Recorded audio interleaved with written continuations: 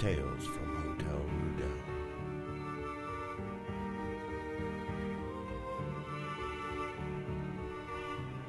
Rudell. With your permission.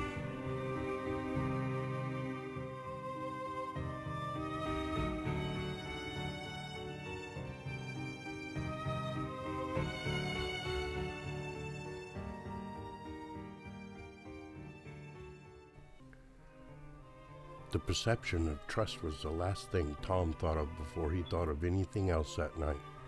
Feeling assured in their agreement, he brought the envelope that would seal their deal. The deal in which they both had agreed on, and of its outcome. If Tom had only known that night would not end in the casual thoughts of how it was to begin, he still would have never known its end.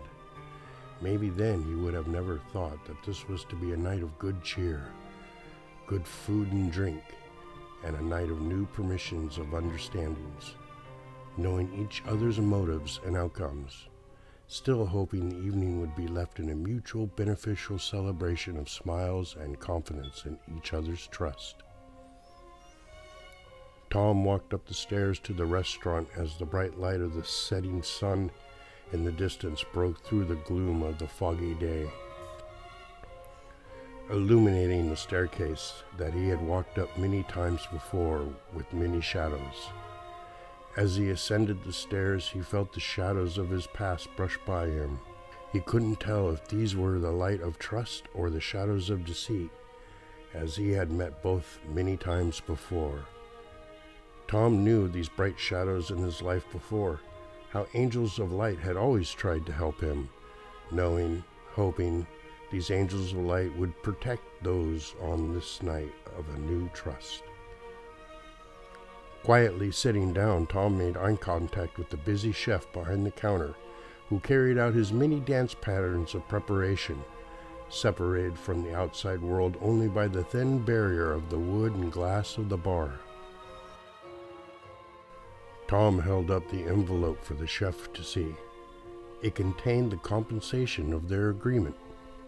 In the back of his mind, or perhaps it was the reflections of light in the big bay windows of the setting sun that made him feel the calming presence of light behind him and the busy chef in this new trust. Tom's eyes glimpsed the fate company of the true shadows of light and trust, or perhaps it was just the gathering of goodwill and cheer between two people on that night.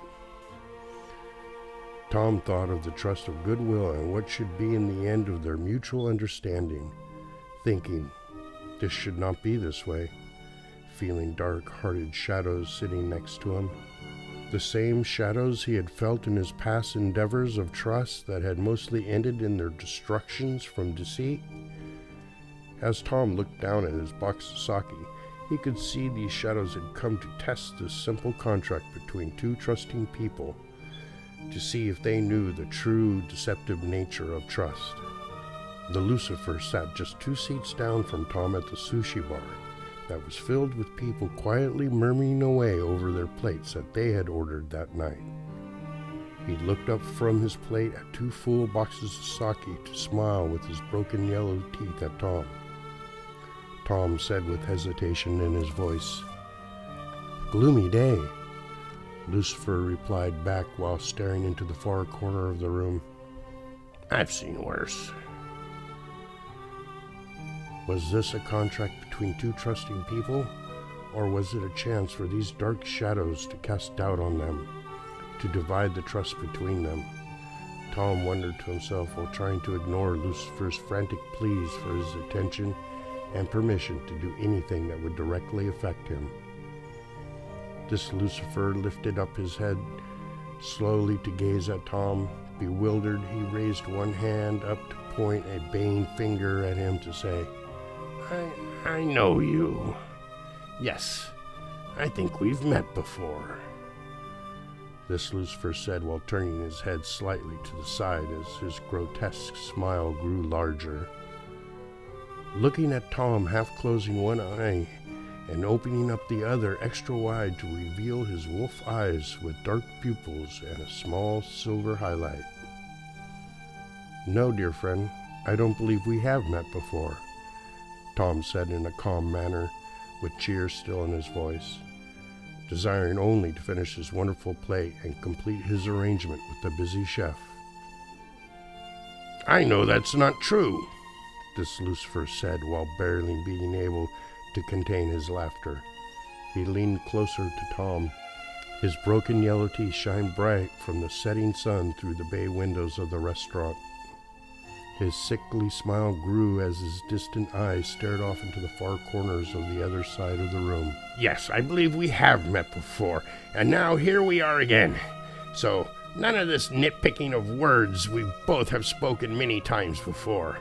What matters now is our words forward that will form our next reality," this Lucifer said as he slid his bowl of soup closer to Tom's space on the bar, asking for permission as his face slid into deception. "For one last time, do I have your permission to slide this cup into your personal space?" this Lucifer asked while his face slowly continued converting. Tom could still see the removed light in his eyes while they never really looked at him. Lucifer started to play with things in front of him, moving them around with his bony fingers, taking one thing after another, moving it closer to the area Tom was in. "What's your name, my friend?" Tom asked as his voice shook. Tom found the courage to look this devil straight in his eyes to say again, quietly so no one else in the room could hear, "Who are you?" He then turned his attention back onto himself, looking down at his almost now empty sake box. This Lucifer again stared off into the distant corners of the room with no expressions of emotion, saying in a shallow, deep voice, "I am the light bearer, the morning star. I am the Lucifer. Now, do I have your permission to move this small box of liquid refreshment a little way in your direction?" His face again transforming further away from the quiet gentleman Tom had seen when he first sat down next to the shadows that claimed to be true bearers of light. Tom asked, baring his own teeth, "If you are what you claim you are, then why do you hide?" The Lucifer stood up, knocking his stool to the ground, frantically pointing up to the heavens, shaking and yelling, "I do not hide from you. You just can't see me when you're only thinking of yourself. See me now? I am the Lucifer. I am the true light bearer." Lucifer screamed while his accusing finger pointed up to the heavens, shaking. "Why is it so important to you? Why must I give you my permission to move these things in your control towards me?" Tom asked in a direct, commanding voice. "If you're saying you're the Lucifer, wouldn't that mean in this time and place we are talking about that you're really a Satan?" "You're a tree with ripe fruit to be plucked. I don't need your permission for anything," this Lucifer replied, while pulling his hand back from Tom's space, his face retracting back to innocence, leaving only his broken yellow teeth exposed in his smile, his silver wolf-like eyes staring back into the corners of the room.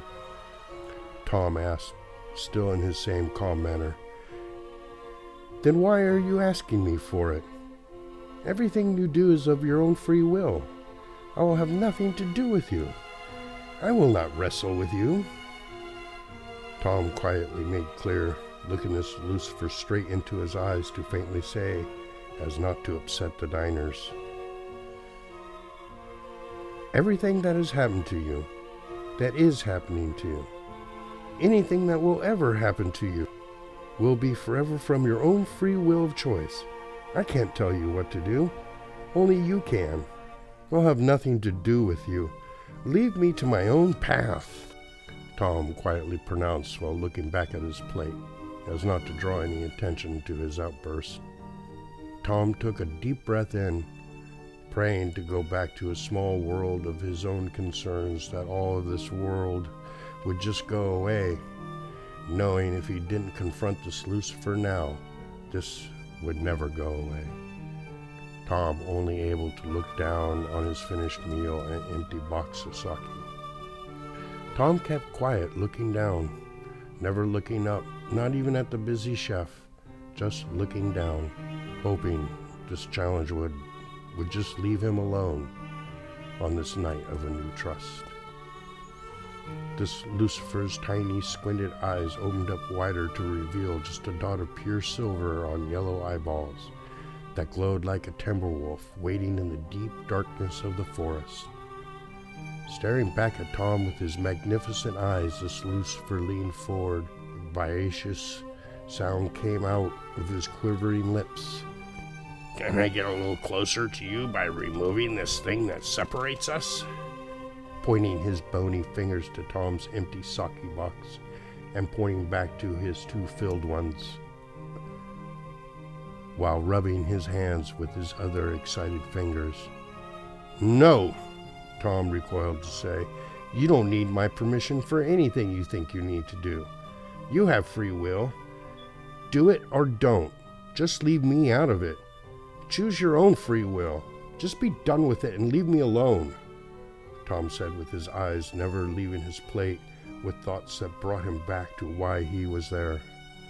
Tom shouted out louder than he had spoken before on this night. Leave me alone. I don't wish to be a part of your personal insanity. I will not wrestle with you. Tom sat further back into his bar stool, while just wanting to be left alone, staring back onto his plate and empty sake box. The Lucifer said to the chef in a deep, gravelly way, What do you think? Add another $100 to the tip. Just write it in yourself. We'll call it even. Again, this Lucifer leaned forward to ask Tom, Can I take this from your space and slide it a little closer to me, with your permission? Pointing at Tom's empty sake box, as his yellow gnarled teeth glinted in the dim lights of the paradise room. The lights of the setting sun had long left. Only shadows on the wall from the flickering lights remained. Tom had no choice but to speak up, announcing in a firm tone, Anything you do comes from your own free will. I have nothing to say in the manner of your actions that you take. I only have a say if your actions taken break my boundaries to affect me. Do as you will, but leave me out of your disconcerted madness, Tom quietly said with his lips never moving. Lucifer leaned back a bit, pointing up to the heavens, screaming out, I can take a sun of any distant planet and fry them all now, for your pleasure if you give me your permission to do so. Lucifer smiled at Tom, gnashing his broken yellow teeth, to quietly say, with a slight force and insistence, Just say you're okay with it, and it'll be done. Give me your permission now. Tom asked in a hushed voice. Can you send a solar flare to fry any planet of your choosing with your own free will? This Lucifer answered in a scream, No! All the while his yellow and silver disturbing wolf eyes tried to pierce into Tom. He slowly pushed a full sake box to the border of Tom's space on the sushi bar, while this Lucifer pointed his bony finger at Tom, waiting for his reply. Lucifer rose his voice to demand, If I do this, it'll be through your own willingness. It's with your permission that allows me to do so.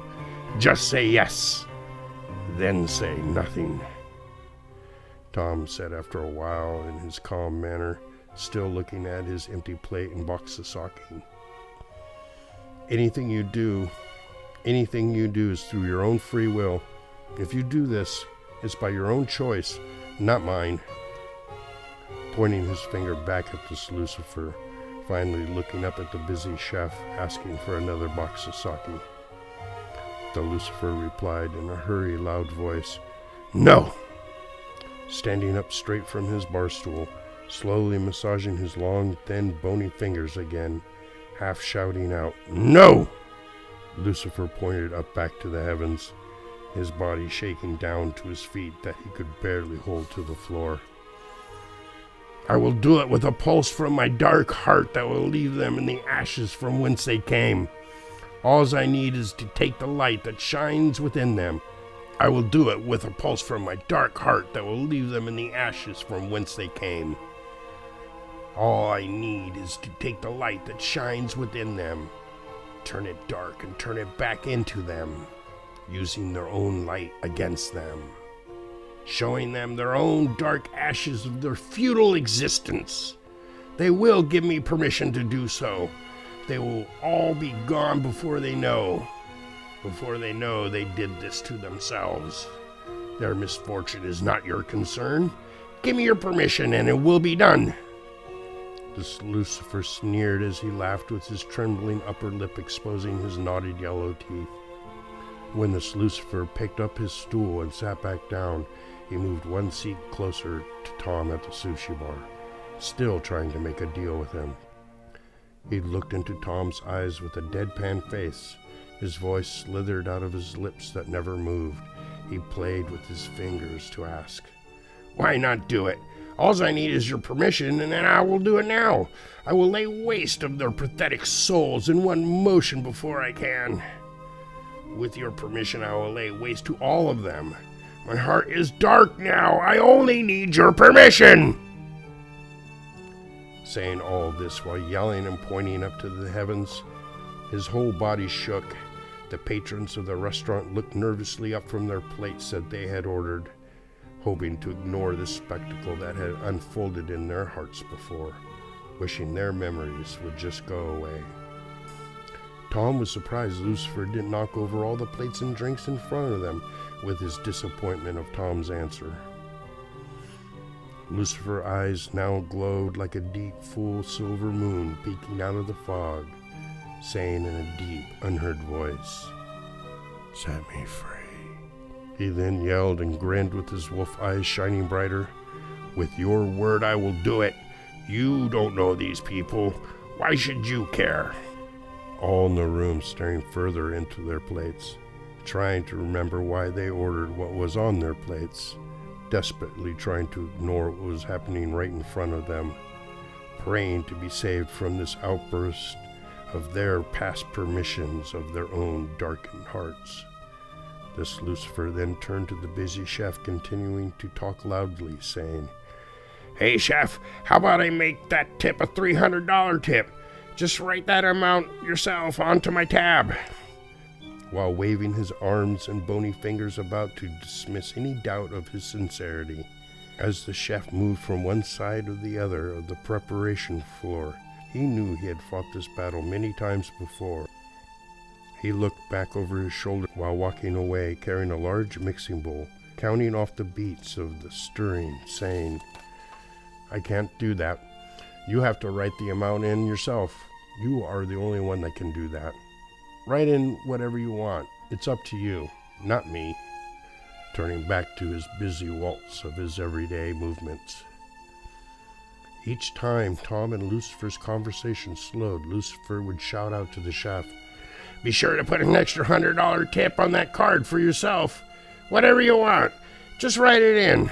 Just give me your permission and it will be so," the chef said while leaning over the bar to slide his glasses down the bridge of his nose, looking at the grinning, chuckling husk that looked neither alive or dead, to say, "It's time you make good on your debt. You need to sign the check and leave."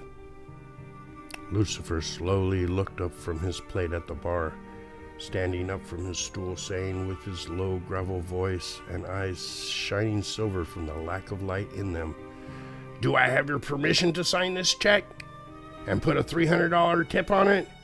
How can I sign it without your permission? Better yet, you sign it for me. Just put whatever you want, then sign it for me. You have my permission to do so." Lucifer turned towards Tom, asking with desperation, with eyes that shined silver like a wolf lost deep in the forest, "Do I have your permission to sign this check?" Lucifer pressed. Tom thought about this, knowing the strain of forever being annoyed by this wayward angel if he didn't address him, staring back onto his empty plate and newly filled sake box. Tom sat up to look over with his shoulders squared, saying in a stringent tone, "Yes, you have my permission to pay what you owe. Pay what you owe always, then leave. You have my permission to pay what you owe and then immediately leave. Go on. I command you to sign the check of your own free will and leave now, to never return." Tom said as quietly as he could, but felt all in the room had heard. His fist clenched under the lip of the bar, his breath kept under control, making sure all those who continued to find joy in their plates would not be bothered by this confrontation of an ancient battle of words and definitions. The chef quietly said, while leaning over the bar to meet the removed face of Lucifer, "Sir, it's time to leave. I've called the authorities to come and remove you from our property." The chef held up his phone with the punishing numbers glowing bright. "Sir, if you don't leave now, the authorities will make sure you do. They're on their way. Please leave now before I pick up and carry you down the stairs myself," the chef said, insisting on his words. All in paradise had heard. Lucifer stood up, showing all of his faces, pointing his finger at the chef as to denounce him for being able to see the true nature of trust, shouting, "I am here through your willingness. Why should I leave?" The chef said with his voice in a calm, piercing manner, his eyes never moving from Lucifer's altering faces of deceit, "Because you have crossed the line of everyone here. You need to leave now, or I will personally remove you from this place. Leave now and accept the actions of your own free will. The authorities are coming for you right now." The chef held up the shining crucible of the true nature of this reality, the glowing screen read 911. Tom saw a true light of resolve shine behind the busy chef as he lifted up his cell phone to announce one last time, "The authorities are on their way." Lucifer pointed his self-damning finger at the chef as all his faces vibrated at once, sentencing all in this paradise to pay his tab for what he had ordered, the patrons only looking at their plates, praying to be set free from their own permissions given by their own darkened hearts. Lucifer shouting for all to hear, "I am the Lucifer. I will have all of you hating yourselves through your own dark hearts. All of you will give me your permission to do so, at any cost." The shadow of a once beautiful being ran out of the bar, rushing to descend the staircase of paradise again. Tom last saw Lucifer through the dim bay windows, disappearing into the fog as the whole area was lit with blue and red flashing lights, lighting up the gloom for all to see, with Lucifer nowhere to be seen. The night ended as it began, two people trusting the words and actions of each other. A deal was made.